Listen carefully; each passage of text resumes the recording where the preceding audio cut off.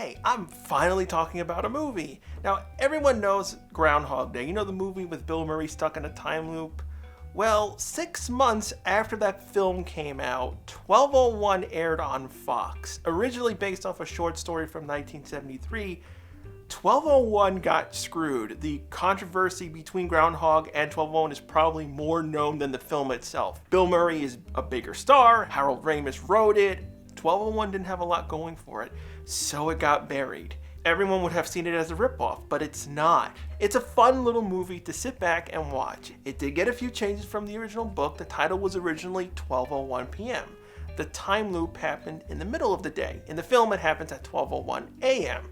I think it makes more sense that way than interrupting the flow. Plus, it gets a more happy closure. With the original, the time loop never ends. So what goes royally wrong to make time go to hell? Greed. It all stems from greed. The movie focuses on your run-of-the-mill boring guy, Barry Thomas. Works at this job, Utrell, which is the same building you've seen in tons of sci-fi shows. It's been on TNG, it's been on Orville. He has no real life, doesn't catch a break at work or out on dates. Even his best friend takes the piss out of him with pranks all the time. Everyone he knows goes up the ladder. His boss hates his guts. He's late on things. Nothing's going right for the man. While he just sits at his desk daydreaming about a girl who works in the classified area of the company, Lisa Fredericks, played by none other than Supergirl's Helen Slater. She works on their particle accelerator program.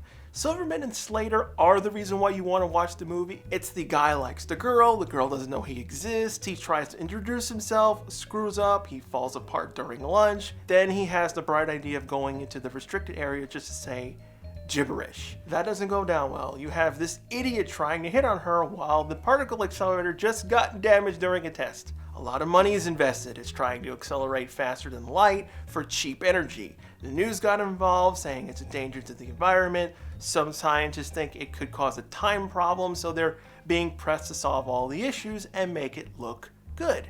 Thanks to Barry going there, not to mention failed to do paperwork that was needed for Dr. Moxley, the main doctor for the project, he was promptly turned into a secretary. He really didn't care. Barry basically hated everyone. I really love Barry for that. There are so many times I've been sick of jobs. I was like, I want to do something stupid and leave this dump. I don't give a crap anymore. You treated me like dirt. That's not even the worst thing in the movie. Just after closing time, everyone leaves. Barry wants to talk to Lisa outside. Then she's gunned down and murdered.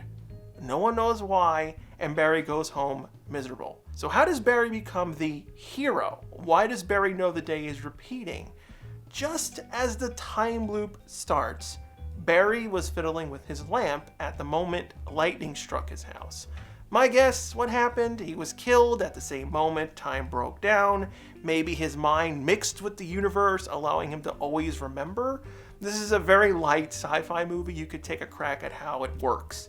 At first, he doesn't realize it. He wakes up as usual, heads off to work when everything starts to repeat.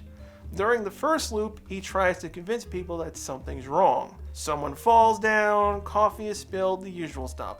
With each loop, Barry gets more information. He slowly starts getting Lisa to trust him. First starts telling her things that no one else could know, like the damage done to the accelerator, but screws that up when he tells her she gets killed. She quickly runs away. He then starts spying on people like Dr. Denk. Denk runs the maintenance team for the accelerator. When the seal on the machine broke, everyone looked at him for blame, which got him into a heated argument with Lisa. Barry also caught him taking paperwork out of Lisa's office. Dent's actor might be familiar to a few of you. Nicholas Survey played Makul in Star Trek Voyager's 4th episode, which also dealt with time travel. Weird.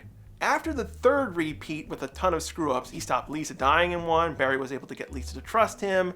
Then they think Denk is the one who used the accelerator. Lisa checks the computer logs, and she sees the accelerator set to fire at 12 a.m. with Denk's auth code. In the fourth loop, he finally gets to do everything early morning. Gets caught again, sent to jail, wastes most of the day. Barry gets bailed out, so they get a chance to finally get back to Utrell to stop Denk, to end up finding out he was set up by Dr. Moxley. He was the one who was doing the accelerator test, not Denk. He's doing it so he could sell the machine and make billions of dollars. Moxley promptly kills everyone, and the loop begins again. Barry gets pissed off, runs out of his house, and then dies in a car crash. He handles this very differently than O'Neill in Stargate. O'Neill took advantage of the loops and did stupid crap. Barry went insane after 5 repeats. I wonder what it would be like to be stuck in time. You could do anything. You won't die. Your memory stays intact. Even with everything going on, I think I'd be doing some things just for the hell of it. At the last minute on the 6th repeat, Barry and Lisa were able to confront Moxley. I love this final battle where they take the time to answer various things. Can the machine be aborted? Moxley cuts that control. How does Moxley figure out that Lisa and Barry are working against him without making the characters look stupid, or if someone is reading a script, Game of Thrones style? He looks up computer phone records and pieces it together.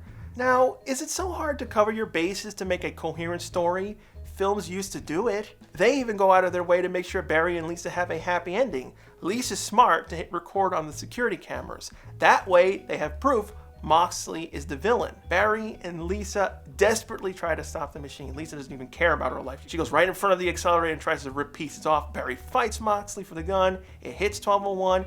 And Moxley has a nice explosive ending with a beam through his chest. Don't expect a lot of sci-fi in the film. It's even simpler than Back to the Future, but it makes it good. We have more time to feature Barry and Lisa. They work together to stop Moxley. They both learn from each other. Barry stops sucking, stands up for himself. Lisa doesn't stay self-centered, lets people into trust. They do get arrested, and Denk unfortunately gets killed because he was actually working for the FBI, so Moxley killed him. Martin Landau did a really good villain.